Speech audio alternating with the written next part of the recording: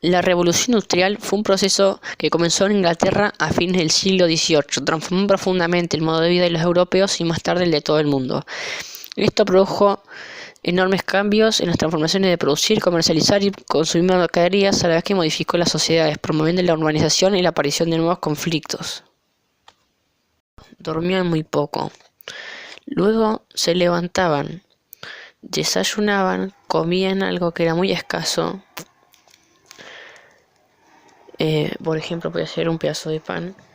Luego de esto lo que hacían era cambiarse e irse a trabajar. Los obreros trabajaban de 6 a 12 horas diarias. Generalmente en las máquinas hilaban y tejían cosas como bufandas, suéteres, etc.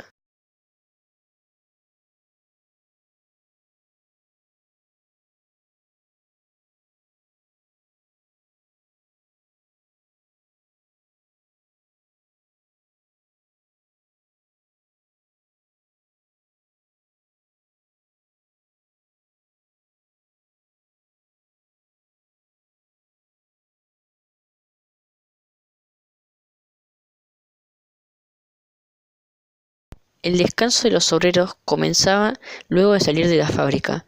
Las viviendas obreras eran muy pequeñas y generalmente no contaban con espacios de descanso. Los solteros vivían en una única habitación que podía contar con una cama, una pequeña mesa y una silla, donde tomaban sus alimentos.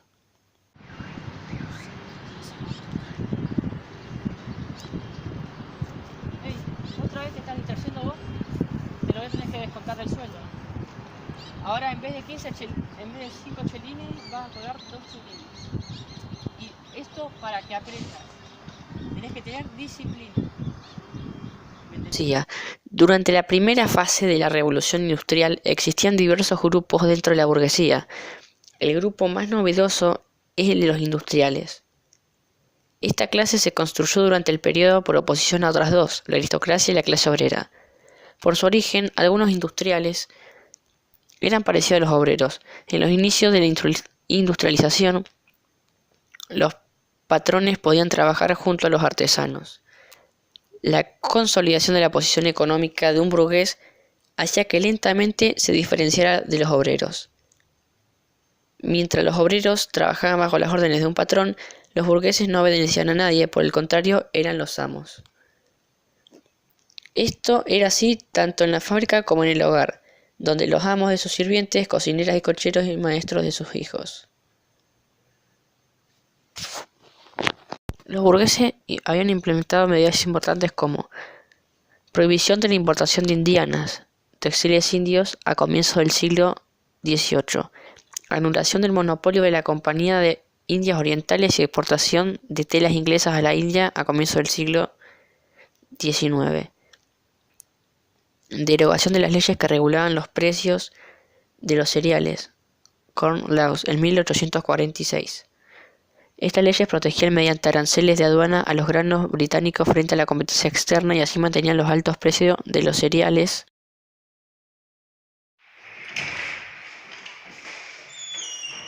Hola, buenas tardes. Hola, buenas tardes. Te vine a hacer un trato de las fábricas. Yo te doy 70 chelines y vos las fábricas. Lee eso y si aceptas, firmás y te doy 70 chelines.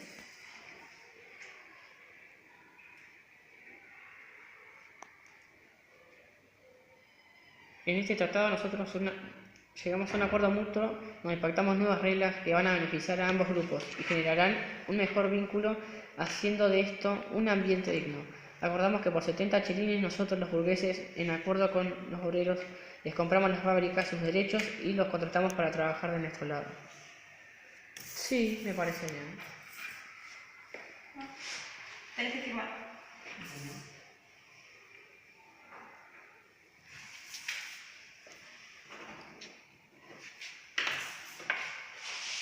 Mucho gusto hacer trato con ustedes.